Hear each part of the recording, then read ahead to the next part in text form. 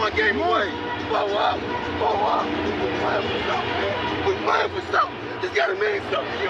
They gotta mean something. Everything you got. Let's finish this. Do it, fellas. Let's go. Let's do it, fellas. Finish 2 3. 1 2 3. You ready to make history? Come on now. Yeah. You know there's these two words. And when I say them, people get goosebumps cause they know what happens next. So without further ado, Free smoke. look. Scared cause I'm drowning in silence with bad thoughts. These days I don't have nothing to say, man, the bag talks. I put in headphones on my driver. Pull up to the spot and give a good dick and Godiva. I can't lie, I'm uninspired. No more pillow talking about nonsense. I only stick around to put some band-aids on my conscience. I don't know why I feel so bad, nigga. That's what we do, no foundation. We don't build no more, we just screw. Half a bottle of Henny, girl, I'm going with the wind. The same niggas say they happy for me, ain't want me to win. So I'm done on my friends. Don't need help popping Coronas and reminiscing. I just call up Big Bro J and say it's time for venting. If I live forever, I hold this hate for some centuries. You don't know how much I have you doing what it meant to me, but motherfuck all that. I don't even offer up the time to make the call back. Stupid Lodo, if they don't get the picture now, man, I crop them out of the photo. I can't relate to my peers. Been doing this shit for years. I'm motivated by fears. I took the wheel and I steer. My sound not dictated by fuck boys in Atlanta. Stay gifted like this album was ghost written by Santa Bars forever, like they decided to throw me under Slammer. Every song's a hit like they picture me underhanders. I could drop 1,000,000 songs, but they never gon' understand us. Soapbox sermons for niggas never giving chances. Fight our whole lives to get these weak ass advances. Work twice as hard for the shit that they getting handed. And this ain't even nothing we chose, nigga, we branded. Still can't tell why all of these niggas mad at me. I'm trying to get 100 so I can put my team on salary. Give it all to the art, man, I turn my life to a gallery. Man, damn, what a fucked up masterpiece. 1,100 shots and I swear, man, I felt them all. If we ain't even good on our blocks, man, who can we call? Pre-decline state of mind, we broke crabs in the barrel. Got us fighting our folk, man, this shit just a life of peril. Winning has a price. And leadership has a price. When did winning not become the main thing? I always say keep the main thing, where, winning is the only thing that truly matters. Welcome back to another episode of Kicking It with Saint. I am your host, Saint. Yo, I was on YouTube today. There's some good YouTubers out there, man. I'm not going to lie to you. I was watching a couple YouTube videos today. I watch a lot of YouTube. I watch YouTube more than I watch regular television. And, well, I don't even watch regular television. Obviously, I watch different sporting events, but I don't even have cable. Like, we cut the cable in my house a while ago. So, nonetheless, I was on YouTube and I was watching some videos today. And I was like, yo, these are some well-made videos. Like, these is not necessarily like the content in the video as far as like what was on the screen. More so his pacing, the way it was a dude. Though the specific video I'm talking about right now. It was my cousin was watching. What is this dude's name, yo? I think it's Top 3 something. Top 5 Gaming. That's what it's called. I think it's called Top 5 Gaming. And I done watched him before, but I hadn't watched him in a long time. And I had walked in on my cousin watching them today. And the video was hella interesting. So I was like, I'm going to finish watching it when I get home. And as I watched it when I got home, he was talking about Fortnite's story and all that. It was a very interesting video. But as I was watching the video, I was like, yo, man, this is very well put together. Like the clips and all that, I don't care about that. I care about like what I'm hearing, like, and the way, the pacing, the things he chose to talk about, how he talked about each point and whatnot. Great video. Like I literally said to myself as I was watching, I was like, man, damn, this is a well put together show. I was like, yo, this is pretty good. But yo, we got some things to talk about. I've been on Twitter today. You know what I done realized? If you work in the media space or if you somebody with a big platform, even if you don't really have a platform, but if I like a big platform, but if you somebody who has a platform, you know, it might not be as big as like the top person on the platform, but it's big enough and you reach different people. Your message gets. I didn't come to the realization. Everybody gonna have a day. It feel like everybody has their day, and I'm not talking about like everybody has that day where they finally break through or something like that. I believe that too, but in this media game, I'm starting to see everybody is going to be the talking point at some point in time. You just got to make sure that if you become the talking point for that day, that you don't mind your point being regurgitated for that entire week, possibly 2-3 weeks. That's what I'm starting to realize, because some of the shit that I be hearing coming out of some of these analysts' mouth, and then you have to hear it be regurgitated multiple times. Like, you got to hear it over and over because so many different shows cover it. I'm like, yo, I wonder do they wish they could have rephrased what they said. And I'm very brash. I be saying I'm honest and a lot of stuff like that. Like, sometimes I just do not deliver the message the way in which the message should be delivered. You know what I'm saying? So one day I could be a part of that, but I'm just saying I'm starting to realize that when you in this media space, everybody gonna have that day, at least one day, where you are going to be the talking point on Twitter or on some social network. And if you are, just make sure that whatever your point or talking point is, just hope it's not something that you regret saying and it shouldn't be repeated multiple times over the airways. Because, boy, we done had a lot of that today. I mean, from first take to after first take ended, we got a lot to talk about. So, Justin Jefferson knocked this out the way real quick. Justin, as a matter of fact, I don't even know if I'm going to knock it out real quick, but I do want to start off with this. Justin Jefferson just signed the highest contract from a non-quarterback, I believe it was. He signed for $140 million for 4 years. I think they said 120 of it or 110 million is fully guaranteed, or 100. Basically, I think he only like $30 million of this contract isn't fully guaranteed. So you sign for 140, you get 110 fully guaranteed or 120 fully guaranteed, whichever number it is. What an agent, bro. What an agent. That is a hell of a deal. This is the type of deal I be wanting football players to sign. Like, I hate it when people think that football players should be signing contracts based off of production that you gave me, you're giving me now, and production I feel like you're going to give me in the future.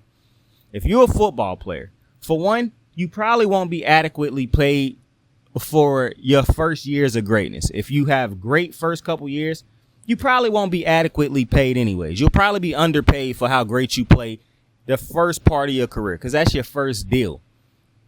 After you get that second deal, I'm going to be honest with you. Now, I understand that it's a team. Like, if you root for a team, you don't want a player that your team signed to not play good.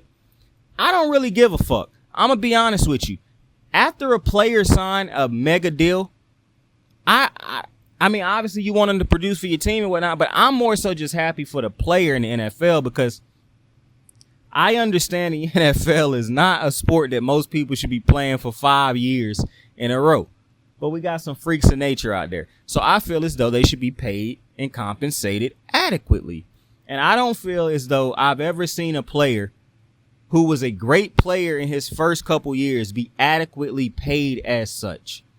Lamar, Pat Mahomes, Brady, you name any player, I don't think they were fairly compensated through their first year. Even if you're the first pick in the draft, I don't think if you end up being great, like Baker Mayfield was more than compensated fairly for him, for what he gave you as the first pick in the draft and what the first pick in the draft got paid. That's my personal opinion. But most times, I don't feel as, like, you look at somebody like Pat Mahomes and Lamar Jackson, who were not top picks in the draft. I don't think they were adequate. Now, you could say both of them are adequately being paid right now.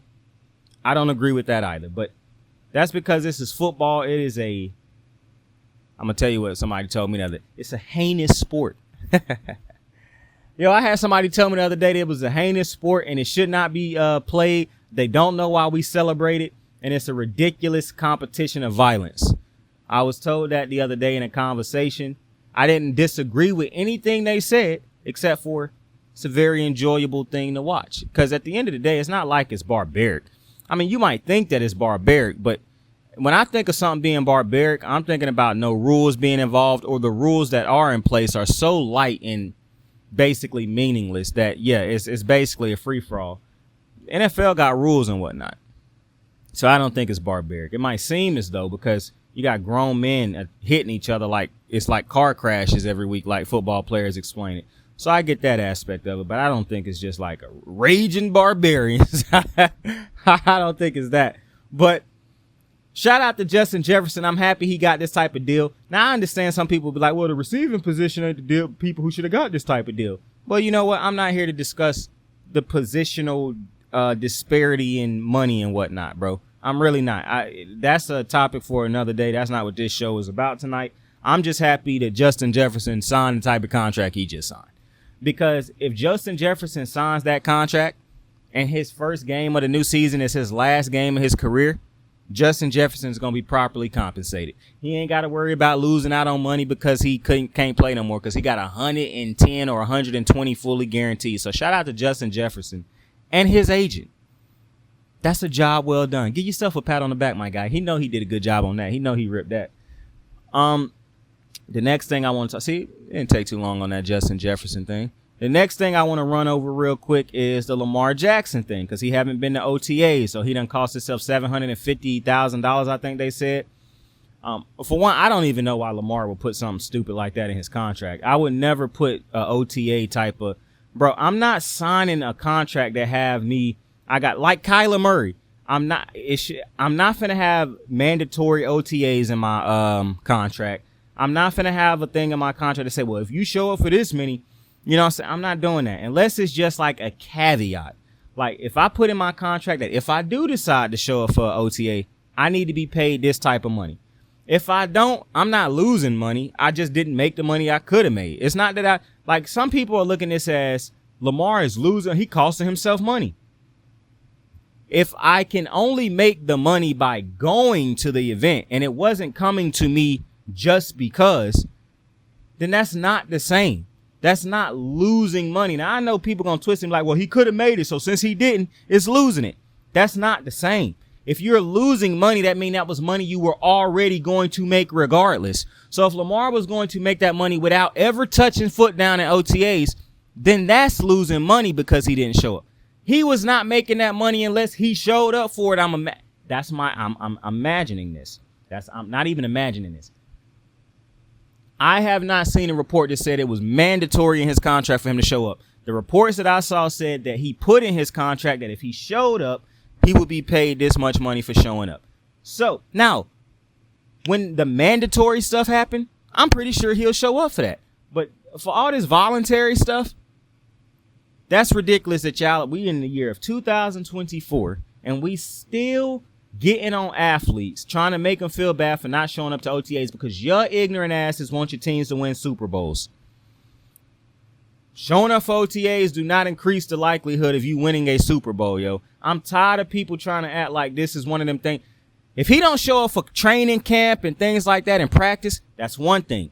The OTAs is for the new dudes usually, for the rookies coming in, the volunteers. So I don't understand why people keep acting like, I saw somebody say, well, Derrick Henry showed up. Derrick Henry on a whole new fucking team. You think Derrick Henry showing up if he done been on the team for 2-3 years? Maybe he will, but it's not an obligation to. I'm going to tell you one of the things that irritate me about fans, bro. Fans consistently try to tell athletes to do things they just would never do. If you are a football player going through that type of, I don't even know what to call it. If you are a football player going through what a football player's body go through throughout that year, you're not just randomly showing up for a voluntary or workout either. And it'd be one thing if Lamar Jackson wasn't training. We done already seen pictures of this man this year showing that he done lost weight. He purposely lost weight so he could be like, this is not a situation of, oh, Lamar Jackson coming into training camp out of shape or he coming to into the season out of, this is not that. Lamar Jackson done got better every year. He done been in the league. He done improved on something. I don't understand why we still doing this to Lamar Jackson. I'm gonna be completely honest with you, because we don't do this to every athlete. We just don't. And you cannot say that the excuse for not doing it to every athlete is that they don't want to chip, because every athlete has not won a chip who don't show up for voluntary workouts, and we hear nothing about it. Also, I'm really irritated by the fact that people keep saying, well, you don't show up to the OTAs and that's why you don't win a Super Bowl. What? That makes no sense. The team that show up for OTAs every year, where the whole team show up, is not the team that win the Super Bowl every year. Yo, what are we doing right now? Like, what if Tom Brady decided not to show up for OTAs? Is and I understand Brady is the GOAT, so you should never really use the GOAT in a conversation. But you're telling me that with all the rings Brady got, if he never shows up for OTA, do that change the ring? Like, I think it's insane, some of the shit that be coming out of y'all mouths, man. Like, and why do stuff like this even matter to y'all?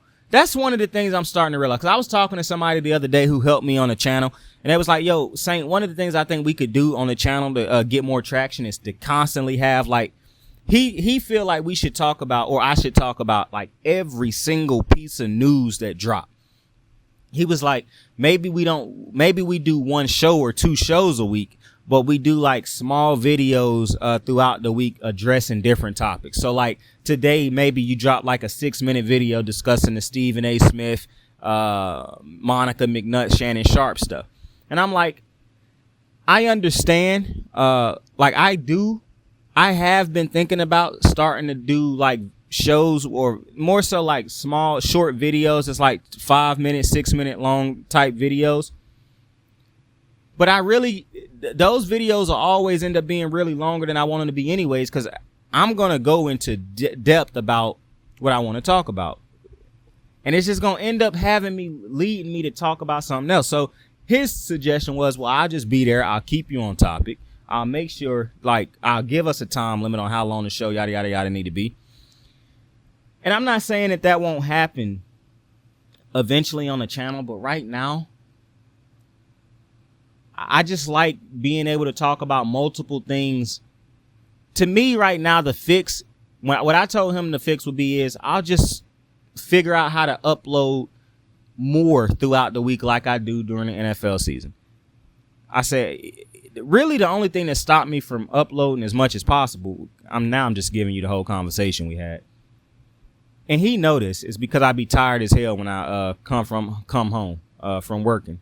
Like, I do a manual labor type of job. So I'm not just tired. I'm physically just drained. So,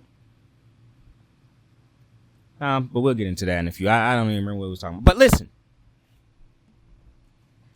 I don't understand why this stuff matters so much. Like I said, when the homie was talking to me about all these different things, one of the biggest points I made to him was, I'm not the type of person who care about every little fucking thing that is said or happens in the atmosphere. Like, I just don't care. Like, it's certain things, like, I don't really talk about people's personal lives. I said I don't really. I don't really go into the personal depths of people's personal life, because I don't give a fuck. I feel as though people should still have a sense of privacy. Me getting on here talking about private shit that might have gone public, I just don't feel the need to do that. I think that's whack. I think that's corny, because I don't want personal stuff about me that I don't want come. If it's personal details about me that come out that I didn't want coming out, and people just on all their platforms talking about it, I'm like, yo, that's some hoe ass shit. Like, you didn't get my permission to talk about it, but because somehow this news got out, you feel like it's okay to talk about it. So that's why I don't really go into people's personal lives, because I don't know if people... I understand you have a group of people out there who make themselves very accessible to the world. I am not one of those people, though, who thinks everybody wants their life to be accessible to the world. And so when I see all these different when I listen to my guys say, like, maybe we should do, different type of short videos all the time on, like, every little topic or thing that's said, I don't agree. Because then you have, okay, let me make a video to talk about Shannon Sharp. Now let me make a video talking about Stephen A. Smith. Now let me make a video talking about Acho. Now let me make a video talking about this game. Now let me make a video talking about that game. Oh, Gil said something stupid, so now let me make a video. Instead, when I can just talk about all those things or give all those things time on one big show. So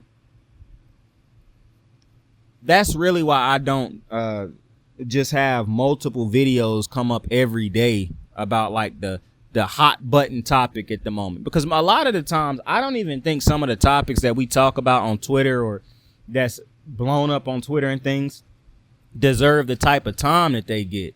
It's just the world operate off of negativity and things of that nature. So we live in a weird world right now. But speaking of the world operating off, but actually to finish up this Lamar Jackson thing, when Lamar Jackson come into a season out of shape and then just play like absolute hot garbage throughout the season, then have a conversation with me, okay?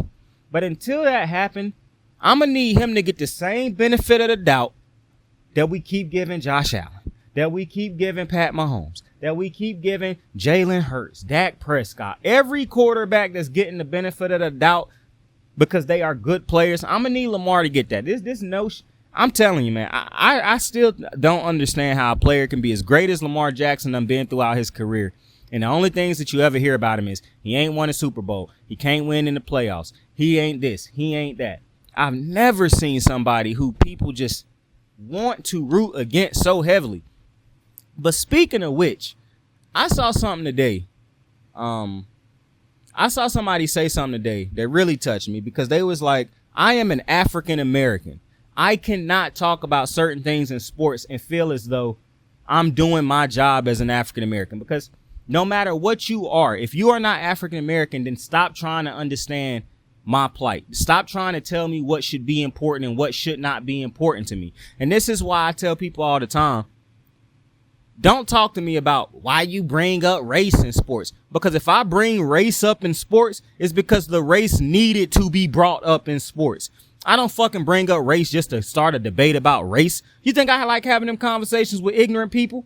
No. People think that for some reason, stupid people like to believe that smart people like having conversations with them. That's just not true. We just get irritated by the stupidity displayed, by the blatant ignorance that is shown by certain individuals.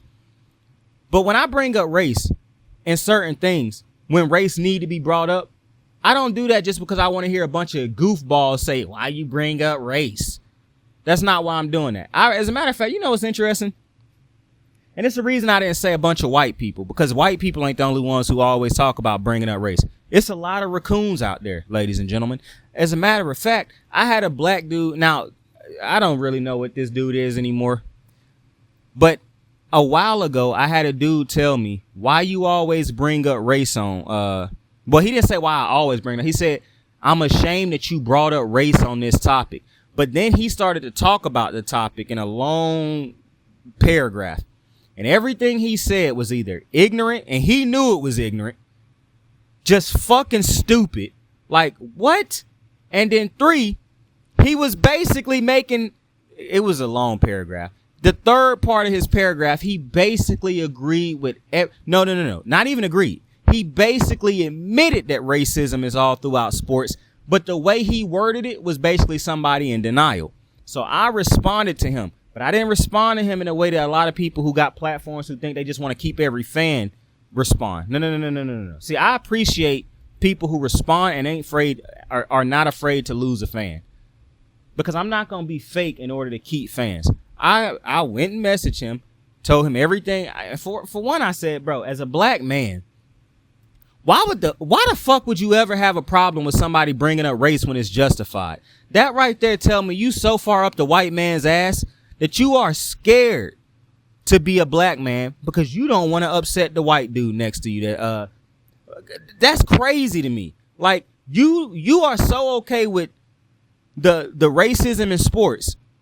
Now, I know some white dude gonna jump out the window and say, oh, they get paid millions of dollars. That's real racism. Bro, clearly this is not the conversation for somebody on your intellectual level, okay? I'm gonna need you to go get a coloring book and go back to coloring pictures and shit like that and try to stay in the lines this time. But listen to me. For somebody, and I'm gonna get to another comment that I saw on Twitter today that was hilarious. For a black dude to say, "Why you always bringing up race? I agree with white people." That should tell you how ignorant, uninformed you are. Because that's an absolutely ridiculous statement. But I ended up responding to him, and at the end of the conversation, he said, "Damn, bro, I never thought about it like that. You are absolutely right." He said, "This is a problem." And what that made me realize was, it's not as much that a lot of you are stupid. You are stupid, a lot of you, but it's not just that you're stupid. You're uninformed. You don't know better. Nobody been there to teach you. Your role models was hating ass motherfuckers too. I don't like Kanye, but Kanye said something very intelligent on a song, Never Break Me Down. Hated niggas marry hated bitches and have hated kids. That is an absolute fact. When you put out, I know in school we learned two negatives make a positive and all that type of stuff. This is not how that works. Two hating ass motherfuckers is gonna make a hating ass motherfucker. That's just how it goes. And so, at the end of the day, as much as I don't, rock with Kanye, what a bar. Okay? What a bar. But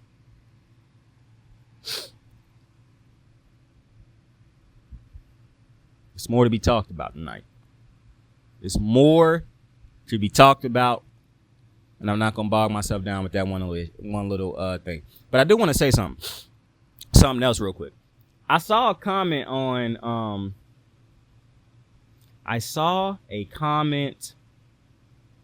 Twitter today,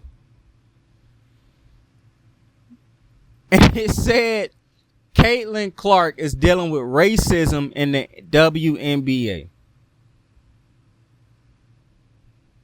Man, I about had a heart attack with how hard that shit actually made me laugh. Cause that tweet actually had me laughing. I was really, cause that just showed, cause I was looking at some people who was quote tweeting and it was like, bro, you retarded, bro. Do you not know what racism is or what that means? And I'm like, clearly he don't. Like, white people are interesting to me, but, well, the white people we're going to talk about today, definitely. Nah, white people are interested to me, some of them, the ignorant ones. But I want to, let's get into the main drama on today's, in the world of sports today.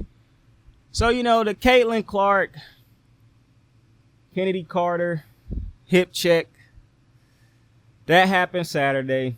As you could tell by my voice tones or whatnot, or maybe you can't, I actually don't enjoy talking about this because I think it's hella overblown. But nonetheless, we're here to talk about it. I gave my opinions on the topic.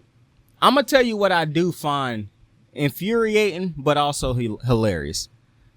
I said that a lot of men who are talking about this sport, whether they be former athletes, prominent members in the sports media, the way they speaking on this, the women's sport and how the women should treat Caitlin Clark is so disrespectful, ignorant, and just hilariously stupid. Like, y'all should bend the knee and kiss Caitlin Clark's ass every time she walk around or come around and let her drop 40. It's so hilariously ignorant. They all doubled down on it, basically. Jeff Teague doubled down. Stephen A. Smith doubled down. You got random, I saw it's pictures going around on Twitter saying a lot of y'all black men is acting like this. When Samuel L. Jackson was crying and hugging Leonardo DiCaprio and Django. And I couldn't agree more, man. A lot of y'all is acting like that on Twitter for Caitlin right now. It's absolutely ridiculous. Caitlin gonna be fine. That's the first thing. I don't know why Caitlin Clark don't come out and speak her piece. Like, that's my only issue with Caitlin Clark. Like, I've never had an issue with Caitlin Clark. I think she is just caught up in, when you got stands, man, it could sometimes, because there's a lot of people out there who I can guarantee you don't like Caitlin Clark for her stands, not because of anything Caitlin Clark did. I can separate the two, so I'm not going to ever hate Caitlin Clark unless she just do something foul and outrageous that would make me not like her. But other than that, well, I'm going to be a hater if she end up becoming a nemesis for the Sparks, in a sense that anybody who is going at the Sparks and constantly beating our ass, I'm going to be a hater towards it because I rock with the Sparks. But my only issue that I think I've ever had with Caitlin Clark, and I literally just thought about this probably yesterday or today. My only problem with Caitlin Clark is that she don't put a hold on her retarded ass fans. Her stance, let me put it like that. And it's not on Caitlin Clark to control a bunch of morons. I get that. But Caitlin Clark can come out and calm down her goofy ass fan base by saying this is the physicality in the W, bro.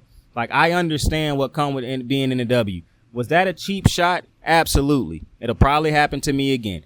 I don't understand how a lot of y'all think that she the Michael Jordan of her sport, but y'all don't want her to be the Michael Jordan of the sport. Like, what come along with being Michael Jordan is what come along with being Michael Jordan. What came along with being LeBron, Steph,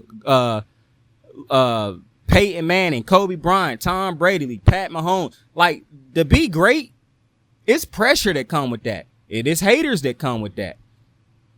It is what it is. Now, y'all confusing competition with hate is one thing. Like, that's goofy to me in itself. But I'm gonna tell you what I find funny. Most of the media or most fans constantly going at Stephen A. Smith. They never agree with nothing he say. As soon as this man come out and start speaking stupid on the WNBA, now all of y'all got a front row seat. I saw Austin Rivers say that this is like the WNBA.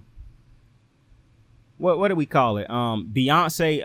Caitlin Clark is like Beyonce of Destiny's Child. Now I hate that comparison because Caitlin Clark ain't no Beyonce, but I don't like that comparison because of how disrespectful it is. For one, bro, don't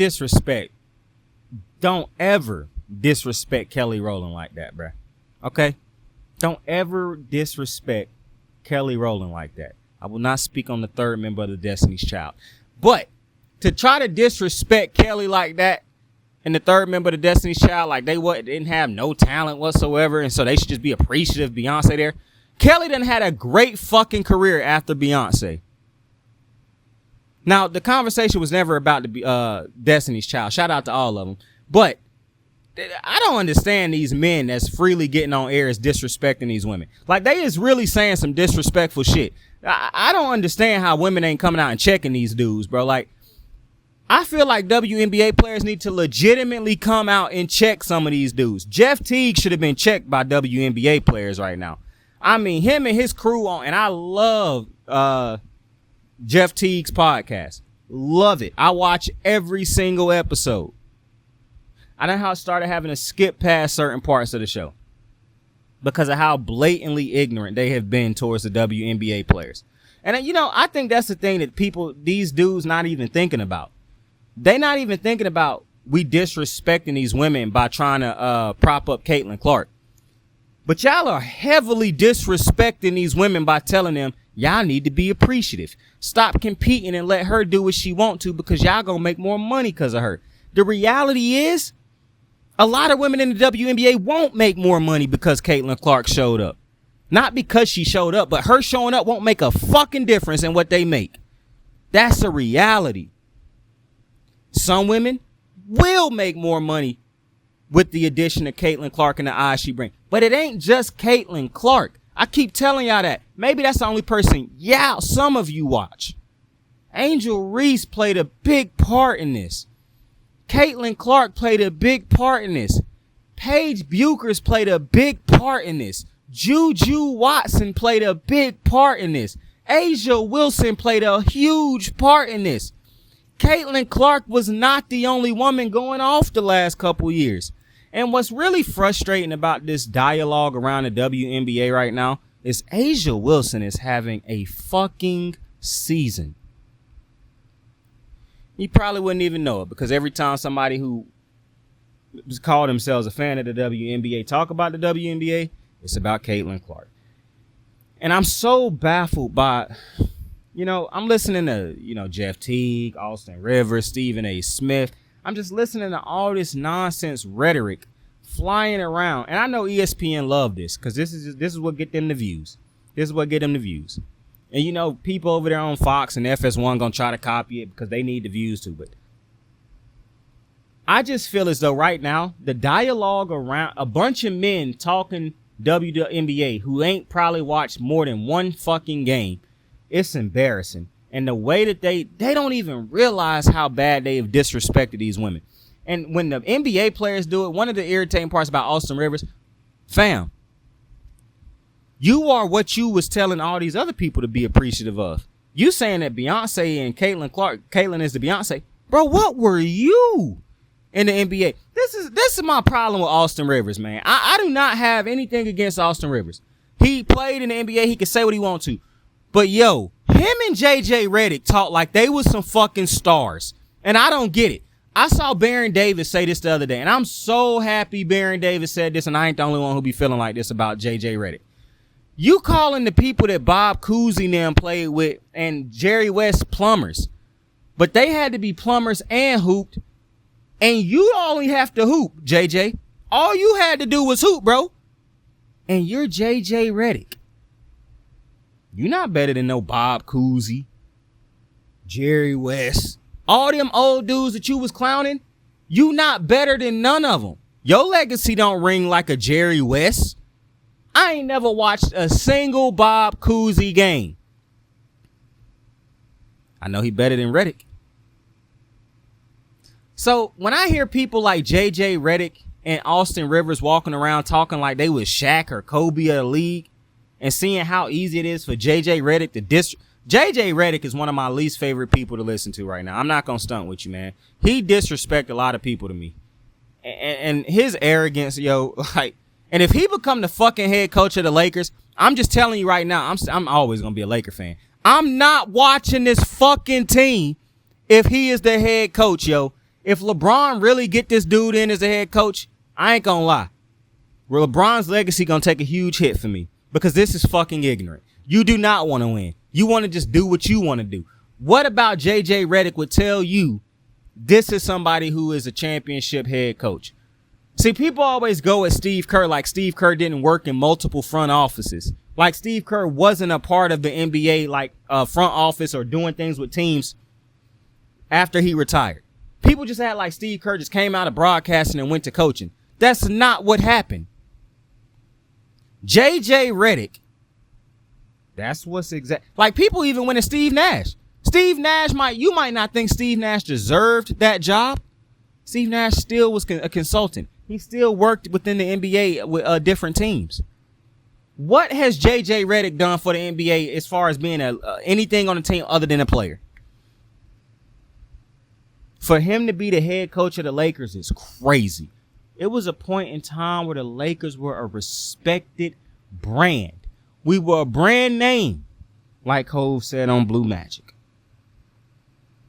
I stand by it. I stood by it. I don't know what we've become. This is like that I don't even know how this popped up in my head. This is like the Christopher Waltz thing. I think that's his name. He was the dude on Inglourious Bastards. He was like the bad guy on Inglourious Bastards. He got his head tattooed at the end with the knife. Or what do you call it? Marked or branded. Christopher Waltz on an episode of SNL was like, "What have you become?" That was like a game show. I don't know why I thought about that, but that's exactly what was playing in my hair. I love SNL. There's a lot of people who don't like SNL, and don't get me wrong, it's bad episodes of SNL, or not really bad, but like not really funny episodes where I don't really get why the world is so doped up on being negative. Anything that come out, the first comments you see is something negative about it. It's like people try their hardest to be negative, and it's not even trying no more. People just done adapted to being mean motherfuckers, man. I don't get it. But SNL, like most of the stuff that I enjoy watching is stuff that like brings me some type of laughter, peace. I'm happy when I watch it. It makes me happy. SNL makes me happy, man. I don't give a flying fuck how many people be like, SNL boring. I hate SNL. I can't stand SNL. It's nowhere near what it used to be. Yo, listen, I've been watching SNL for a very long time. I don't even know what got me into SNL. I really could not tell you. I do not remember the first episode of SNL I watched, but I remember watching SNL and loving it and saying to myself, man, this is some of the funniest shit I see on a regular week-to-week basis. And they done with their season that they just, I think what this was like season 34, I think they just ended. This was a weaker season, I'm not gonna lie to you. Shane Gillis's episode didn't really do much for me. Sydney Sweeney's episode was absolute cornball, ballish. The worst episode though, man, what's this dude? I tweeted the other day, I was like, yo, the worst episode I might start doing SNL breakdowns, yo. I'm fucking with you. Nah, I dead ass might be doing that. But listen, the worst episode this past season of SNL, bro. What is this dude's name? I know I really am trying to stop adding bro to the end of everything I say when I'm in mid thought. That woman's that person's comment rang true with me. You can learn something in every little bit of commentary given to you. Like, she don't want to hear bro as much. She not the only person who probably feel like that. There's probably other people who listen to me who like, yo, I really do wish he calmed down on using bro as much. Because I watch videos and I'm thinking to myself, man, I really wish this dude to stop using this word as much or pick a different word or stop. I can't stand a smacking ass motherfucker when I'm watching a show. Like, every time he got to think about something, it's like, let me think. I'm like, God damn, bro, shut up. But aside from that, and I know it's people who also like, yo, I really wish he didn't curse as much. I'm gonna be honest with y'all. The cursing part gonna take a while. So if you don't enjoy me cursing, and I am trying to curse a little bit. Like, I don't really believe in curse words. That's the first thing. I don't believe there's such thing as a curse word. But I understand other people do, and so I respect that. However, at the end of the day, this is still my show, so I cannot compromise it to a point where I don't feel like I'm being me, but I can make, little compromises. I don't even know how we got to that. But listen, we moving along. What I want to talk about now is Stephen A. Smith. Let's move to Stephen A. Smith. Now, y'all know I like Stephen A. Smith. If you watch the show, I don't really have is Stephen A. Smith perfect? Abso-fucking-lutely not. However, Stephen A. is good at his job. Now, one of the things I will say is when he wrong on some certain topics, he don't really, like, I do feel like sometimes a lot of the fans come at Stephen A. for no reason. Like, I remember he said something about Shohei Ohtani, and he made perfect sense. And the baseball community, especially one of their lead guys who make a lot of baseball breakdown videos, this fucking goofball, the clout people will use off of somebody else's name is crazy. So when I do a show, right, I try not to title it Shannon Sharp or Stephen A. Smith or anything like that, because I don't want to make views just because I'm talking about them. Now, it is shows where the majority of the show, they said something that's so fucking irritating that I probably do talk about them for a large portion of the show. Like tonight's show is specifically, while a lot of things I'm going to talk about, they are a part of the show because of what happened today or the conversation surrounding today. However, bro, making a whole video where you just using Stephen A. Smith or a big name person to garner more views, I don't know, man. I think that's cornballish, but people might think that that's what I do when I try to talk about these dudes, but that's not what I do. Like, I do not need extra views off of talking about them. The views that I get, I want those to be organic. The followers I get, I want them to be here because they want to hear me talk about sports. And as the channel grow and we branch off and start talking about music and other type of things, well, it's not that we're going to be talking about it as much as we do game shows and stuff like that with those type of things. I get all that. But right now, listen.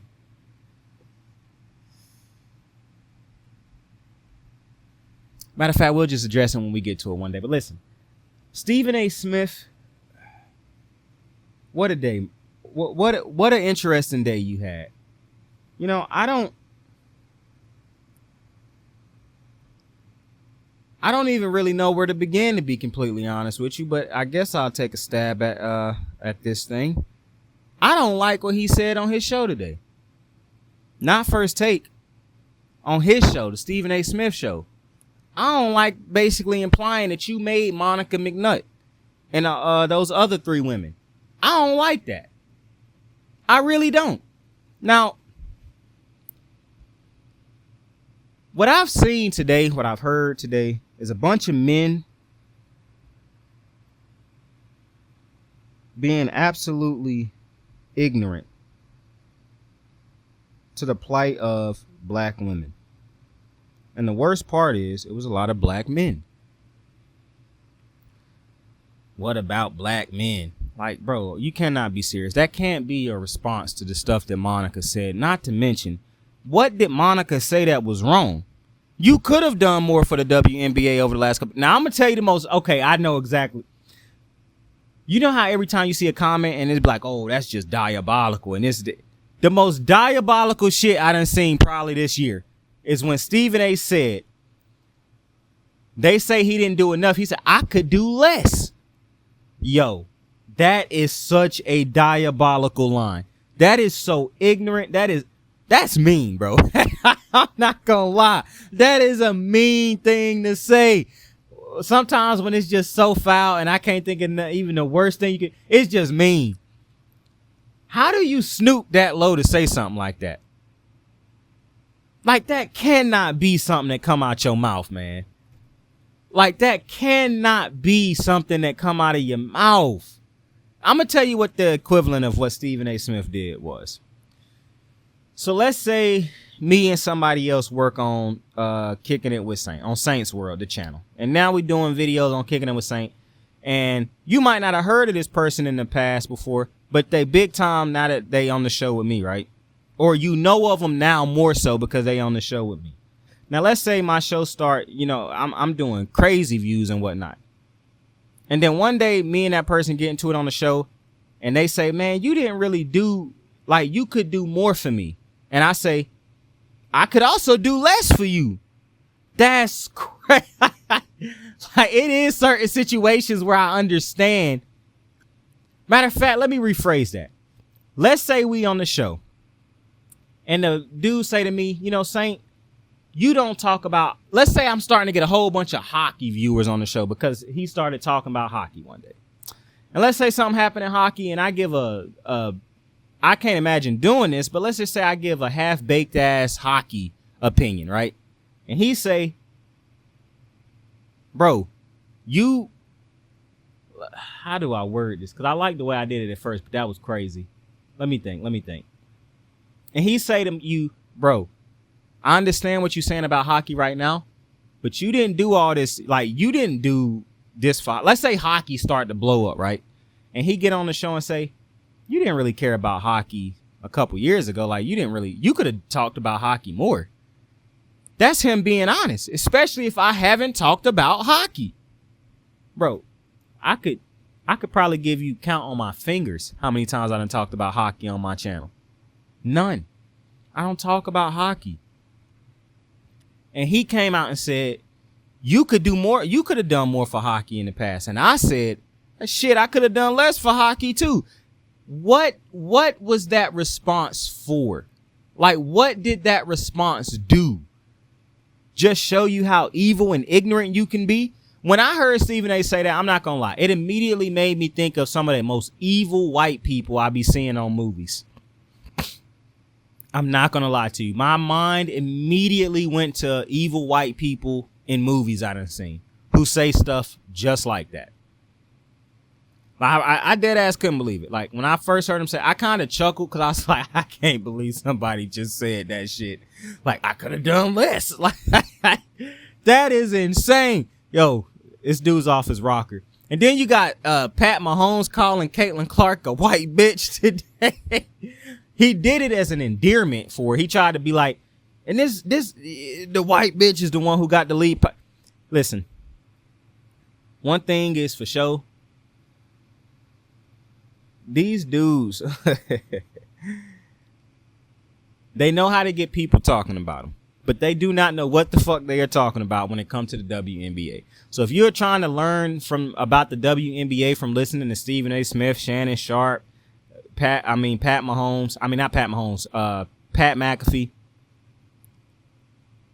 good luck, because you're going to the wrong places to seek information. Pat McAfee, if I want to talk about wrestling, I'm going to go to Pat McAfee. If I want to learn some things about football, I'm going to go to Pat McAfee. If I want to learn the WNBA, I ain't talking to Pat McAfee about it. Pat McAfee would not even be covering Caitlin Clark if she did not play in Indiana. But because she play in Indy, that is why he has become a super fan. Now, one of the things that I do find interesting, and I understand what Pat was doing, but I do find this interesting that he thought it was okay to say what he said.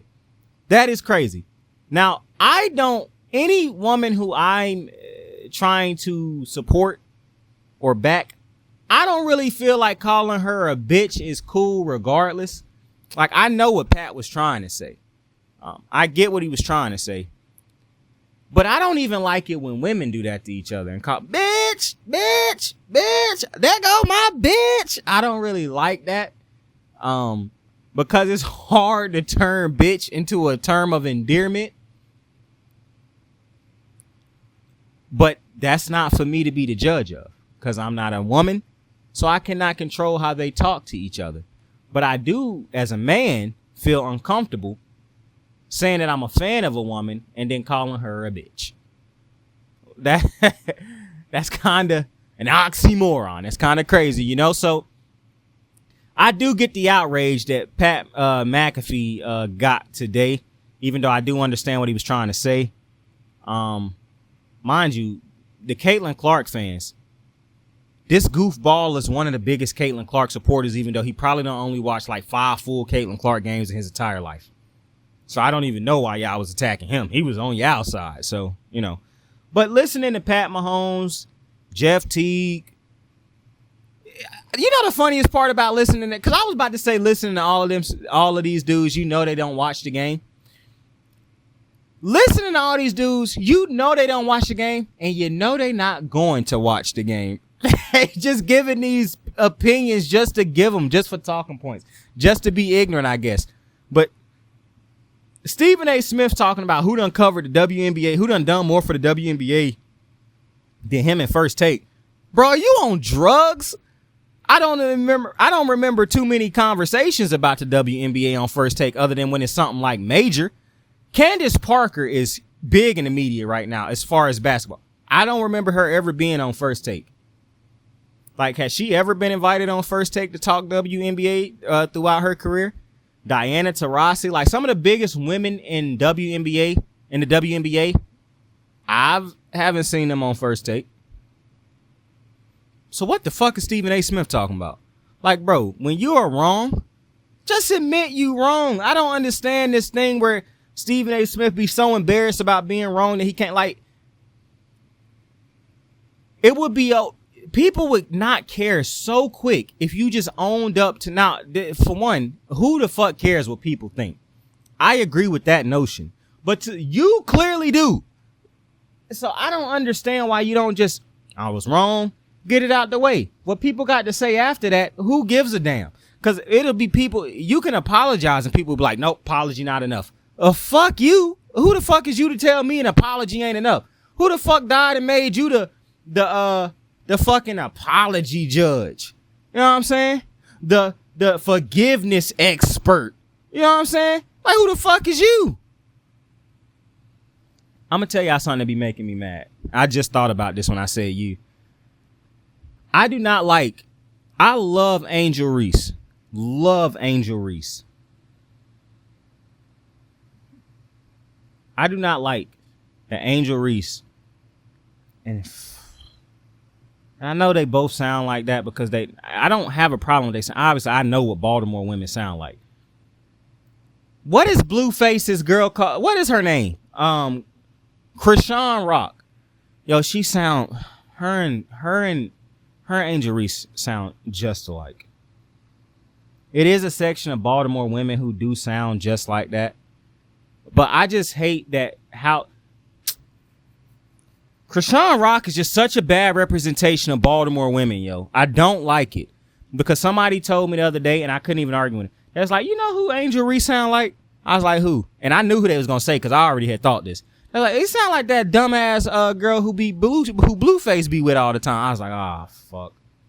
I said, you talking about Krishan? He was like, yeah, the one without the tooth. I was like, yeah, they both Baltimore women, man. They probably from the same area of Baltimore. They sound just alike. I hate it. Shout out to my boo, Angel Reese, though. Well, actually, Angel Reese not really my boo. I support Angel Reese and all that. I absolutely adore and love Angel Reese. There's nothing y'all gonna ever say about Angel Reese is gonna make me not love that woman. But my boo is Camila Cardoso, okay? Let's not get it confused. Camila Cardoso. Hey, yo. And I want to say something else real quick before we keep going. I know I got this ADD, man. I be everywhere. I was on Twitter today, and a dude was like, I don't know how people keep calling Angel Reese ugly, but y'all addicted to this European stick. And he was showing videos of Cam Brink. Yo, my guy, as much as I come to the defense of black women, and I absolutely adore black women, and I usually probably wouldn't have had an issue with your comment. Here's the problem. Do I find Cameron Brink attractive? Not really. I'm not attracted to her. I'm not going to say that she's not attractive. I'm not attracted to Cameron Brink. However, that's my center, bro. What are we doing? What are we doing? You watch your fucking mouth, okay? That's my center, Brody. That is my center. So calm down on Big Brink. But the funniest thing to me is, you know, you got the Charles Barkleys, the Stephen A. Smith, Shannon Sharp. At least Shannon Sharp tried to. I don't really think he did. I think he just got Monica Mcnutt. I respect the fact that he got Monica on his show tonight to give her a platform. I also agree with Monica when she said that this is not as safe a platform as you might think it is. But I do feel as though the dialogue right now around the WNBA is disappointing. To me, that's really the biggest thing. And I do wish Caitlin Clark would come out and speak on, it's a lot of great women in this sport. I understand I have a great fan base, but if you're only watching to see me play, you are doing yourself a disservice. It is so many great women in this game who I'm going to have to compete against for the next couple years. If you only watch to hate every woman who compete against me, you're not a fan of mine. You're not doing anything for me. And you are contributing. If you feel like women hate me in this league, you are the reason why. It's not just the media and how they cover people. It's the toxicness of my fan base and what they display that got other people not liking me. Like, if Caitlin Clark came out and addressed that type of issue and these things, I mean, I already fuck with Caitlin, but I would appreciate, and who the fuck cares what I think or what I appreciate? So I don't want to sound like, you know, Caitlin Clark need to do this or no. That's not what I'm saying. What I'm saying is it would be nice if Caitlin came out and addressed just specifically this negativity around her, because I don't think it does anything for her brand if all of this negativity every time her name come out. And it's not even that it's just negative on other people around her. When you hear about Caitlin Clark, yo, you should be wanting to hear about her accomplishments. Every time her name come out, it shouldn't be, oh, they playing too rough. Oh, they doing. I'm almost convinced if Caitlin Clark was averaging 40 points a game, y'all would not care about the physicality in the WNBA. The only reason y'all care about it is because she not averaging the points y'all want her to be averaging on a game-to-game basis, so y'all can go out there and just be as racist as y'all already are.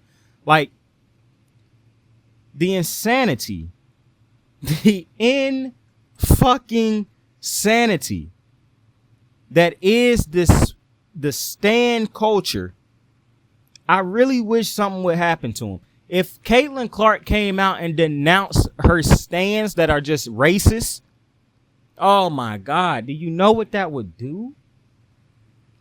And then to the men, now to me, I'm not finna turn Caitlin Clark into the problem, because at the end of the day, I'm gonna be honest. To me, everybody in the WNBA is a victim in this, because these women is out there busting their ass trying to ball. But every time something come up, it's not about how good they played. It's a lot of women balling their asses off right now. Taurasi had 30 on Sunday. They didn't talk about that. Most of y'all probably wouldn't even know who won the game between the Sky and the Fever, because they didn't even talk about the outcome of the game. They didn't talk about any of the individual performances throughout the game. They only wanted to highlight the negative parts. And even though these are things we done seen in multiple male sports, for some reason these have become the talking points that lead the WNBA. And that is so disrespectful and unfair to these women. And it's very irritating to the fans who've been watching the WNBA for a while, that they waited so long for a sport that they love to be talked about on the national level. And now every time it's talked about, it's not talked about in a way of, look at how great these players are. It's more of, why are they playing so hard against Caitlin Clark? Why won't they let Caitlin Clark bust their ass on a regular basis? Why are they so aggressive with Caitlin Clark? Why are they trying when Caitlin Clark show up? They should let Caitlin Clark do what she want to. Why are they not kissing Caitlin Clark ass every time she walk into the building since she getting them paid? Like, that's ridiculous. And as competitors in the WNBA, I completely understand that they are resentful towards the media. And understand at the same time, I got to find a way to manipulate these motherfuckers so I can grow my brand. I hate it for the WNBA. It's not right. It ain't fair. And I understand fair is something that's a place where they judge pigs, like Stephen A. say. But I think it's fucked up. And I do think it's showing this culture of, I'm starting to see that men in the media have such little respect for women, and they don't even realize it. You talking about why y'all playing so hard, bruh. Is you gonna tell a grown ass man, a rookie who going to the NBA, are you gonna ask the NBA why they playing so hard against this rookie? That wouldn't be uttered. I saw somebody get on, I wish I knew this dude's name. He be on ESPN too. Sal, whatever his name is. He got on talking about it should be a problem because the Fever done played 11 games or more games than any team in the WNBA. And they played a certain amount of games in 11 nights or 20 nights or something like that. Bruh. Are we serious? Y'all begged for Caitlin Clark. You wanted her. They're giving her to you. And now you're still not happy. Now, I can't imagine that if you was getting Caitlin Clark as much as you're getting her right now, and she was dropping 25 to 30 points a night, that there would be a problem. But because she not dropping those type of numbers a night, you have a problem. Now, shout out to CC because she just won Rookie of the Month. And I went back and watched some of CC's game, even though I don't watch all her games this year. I went back and was watching all the rookies last night. Because that's how, I'm telling you, the Rookie of the Year conversation is a tough one for me right now because I don't know who I would give it to. But after going back and watching all of the tape last night, I would give Rookie of the Year right now to Caitlin Clark. Now, I know a lot of people not going to be happy if you an Angel Reese fan because I just said I would give it to Angel Reese and then I'm changing my mind.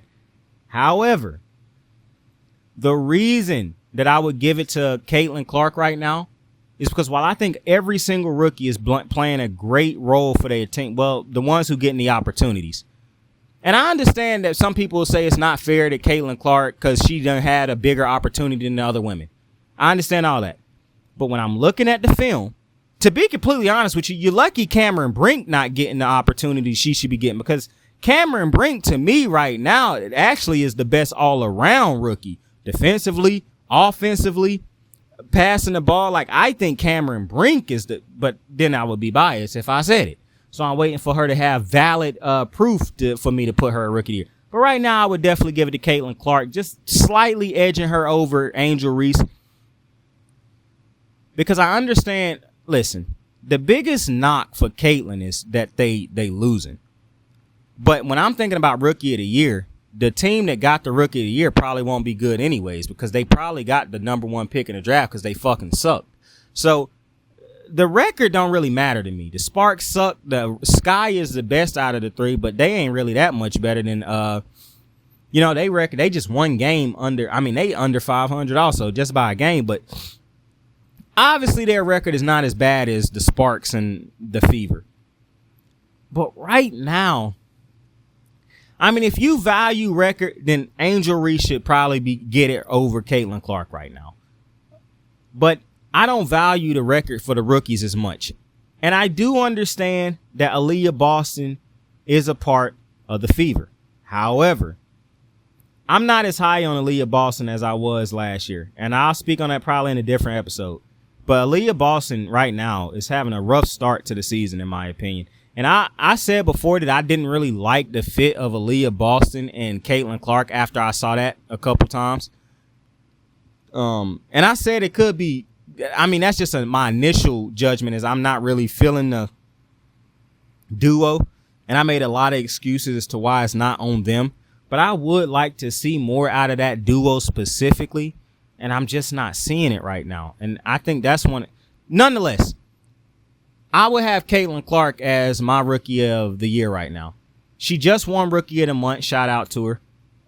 But the reason I would have her as my Rookie of the Year right now, I mean, you look at the assists, the steal. I mean, I understand Caitlin Clark is not the greatest defender in the world, but she worked hard right now. I mean, she getting steals. She done had a game where she had like 4 blocks. She averaging 17 points. So I understand she just had a 3-point game, but that's coming off of a back-to-back. I told you, it is a learning curve in the WNBA. The disrespect got people thinking that a woman was supposed to come in and just play other women because y'all disrespect women. But you don't expect for a young dude to come into the NFL or the NBA and just dominate off the rip. You don't expect for them to dominate grown-ass men. I did not expect Caitlin Clark to immediately come in and dominate grown-ass women. You dig? But with that being said, I absolutely think that Caitlin Clark right now would get my vote for Rookie of the Year. I just think that she done had... I understand if you watch Caitlin Clark only to see her score a lot of points, then right now to you, she is struggling. And that is the biggest part of her game that you got a problem with, because she ain't scoring like you want. I mean, I heard a dude the other day say he loved Caitlin Clark, but if she ain't going to score like she did in college, he ain't going to watch. I mean, that's just crazy. But Caitlin Clark would definitely be my Rookie of the Year right now. Shout out to Alyssa Thomas and Asia motherfucking Wilson as the players of the month in the WNBA. Specifically, shout out to my everybody can't be my boo, bro. Everybody can't be my boo. Okay. Now, once again, I would like to point out, if you watch me talk about the NBA or any other male sports and be like, you do not be talking about that's your boo, your left and right. My guy, I'm not gay. So why would I be saying, oh, Lamar Jackson, that's my boo? What? I'm not gay. I love women.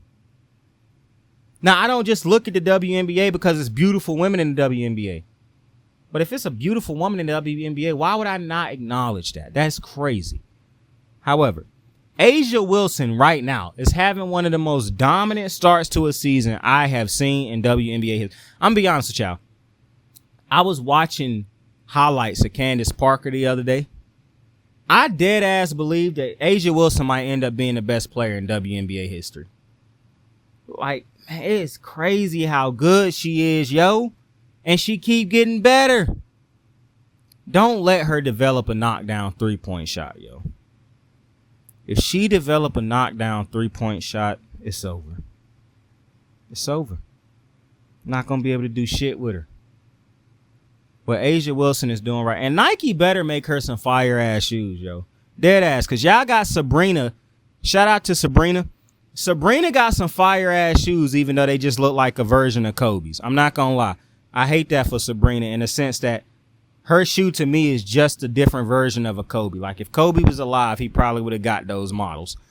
But shout out to Kobe. Rest in peace, GOAT.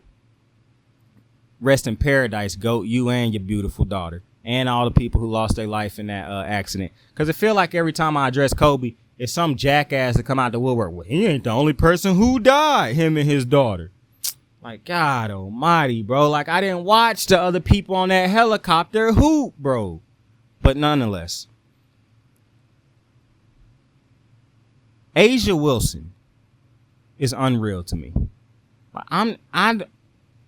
Man, Asia Wilson's a problem. Asia Wilson is an absolute problem. This is why I'm kind of irritated with how the conversations around the W done been. It's a lot of players having unbelievable seasons. Dejanay Carrington, she having a great season. Now, she not having an MVP type season. I'm not saying that. I'm just specifically speaking on Dejanay because that my boo too. She fine as hell too. But shout out to Dejanay, yo. She having a great season, and I don't feel like it's being talked about enough. Now, one thing that I would fix, if I could fix any part of Dejanay's game, I would make her a little bit more efficient, a scorer. I feel like a lot of her scoring is inefficient, but I don't really care too much about that. I'm a Kobe fan, bro. But shout out to her. Alyssa Thomas being the player of the month. I mean, they are on the their team is undefeated. The Connecticut is undefeated. I don't think that's just because of her though. Like, I wouldn't have been mad if they gave it to Dejanay too. Like, I'm not gonna lie. I think Dejanay done had a great month of basketball. Copper done had a great month of basketball. Nafisha Collier done had a great month of basketball. Asia Wilson to me had the best month of basketball. Jackie Young done had a good month of basketball. De'Erica Hamby, if I had to say her first, it would have been biased because I'm a Sparks fan, but she done to me had a phenomenal month of basketball. If the Sparks didn't fucking suck, she would be in the MVP conversation. So there's a lot of women who are absolutely balling right now who we are not talking about enough in the mainstream media because they only want to talk about Caitlin Clark. And I do have a problem with that, man, because like Angel Reese said today, and I'm glad she said this, all the eyes got on this sport not just because of one person. Like, y'all watched Angel Reese too because that was the, and I said this last night, Caitlin Clark did not just become big off of just Caitlin Clark. She needed a rival in order to get as big as she got. That's how this thing go. That's why y'all keep vilifying Angel Reese, and I really don't like it. That beautiful Baltimore woman continue to be hated on and looked at as a villain. But like she said today, if she got to be the sacrificial lamb, if she got to be the villain in order for everybody to get paid then so be it. And I hate that for her. I really do. Because she should not have to play that role. But I got so much respect for her because she understands the bigger picture. You think she want to be the bad guy? No. But she said, if I got to be the bad guy so little girls can grow up and get paid millions to play this game, then I'll do that. I'll play my part. I respect the fuck out of that, man. You know what? I was going to keep talking and do more this episode, but I'm going to end this episode with that. Because that, man, that is so respectable to me. To hear not Caitlin Clark, shout out CC. To hear Angel Reese say, but she said in that press conference, like, I'm willing to be the bad guy in order for all, like, man, that is just, because I heard somebody say one time, everybody don't understand their role. Sometimes your role is to help the star get to where they need to be, not be the star. But sometimes people don't realize that, and that's why the whole operation failed. Because the dudes who's supposed to be the henchmen want to be the bosses, and it ruined the whole operation because of hatred and jealousy. Angel Reese could be jealous. She could walk around, oh, I don't know why I don't get covered like Caitlin Clark. I did just as much. She don't do that. She played a villain role. And the way she stood up for her fucking teammate, man. Oh, my goodness. Oh, my goodness. This episode really could go another 20, 30, 40 minutes, but I'm going to end it there. I appreciate you for joining me on another episode of Kicking It with Saint. I'm pretty sure we'll have another episode with a lot of the topics we talked about tonight. We'll probably talk about it more in depth again tomorrow night. I mean, I still could have talked more about Stephen A. Smith, and I could have talked more about Shannon and all that type of stuff. I just didn't really feel like, at a certain point, I started talking to myself in my head as I was doing the show tonight and said to myself, I really don't want to keep talking about them two, though. I really would prefer to, talk about some of these other women and give them some credit. That's why the back end of the show, I'm throwing out a lot of these WNBA players who done been hooping, who I feel like haven't been. This just would not be happening right now if it was the NBA. It wouldn't. All the people who I just named, all those women who I just named that's balling out right now in the W, if that many different people balling out in the NBA, we talking about them. It's not just going under the rug. We're not interrupting the conversations about these dudes balling and talk about ridiculous shit. I'm seeing dudes get on Twitter talking about it's assault, it's assault, it's assault. Man, y'all go to hell, man. But with that being said, I appreciate y'all for joining me on another episode of Kicking It with Saint. Tell somebody you fuck with them. Tell somebody you love them. You could be anything in the world. So choose to be kind to somebody today. I fuck with you and I love you. Like, subscribe, share. Saint out. And we will do anything for family. Now go home and smoke some more crack. I got the moves like hot sauce. Lil' mama taking the top off. I'm laying down getting topped off. After this, she know she getting knocked off.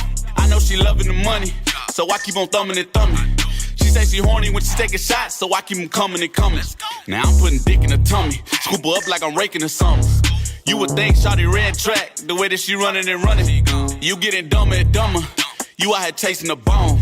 After she finished from giving me dome, the Uber is taking her home.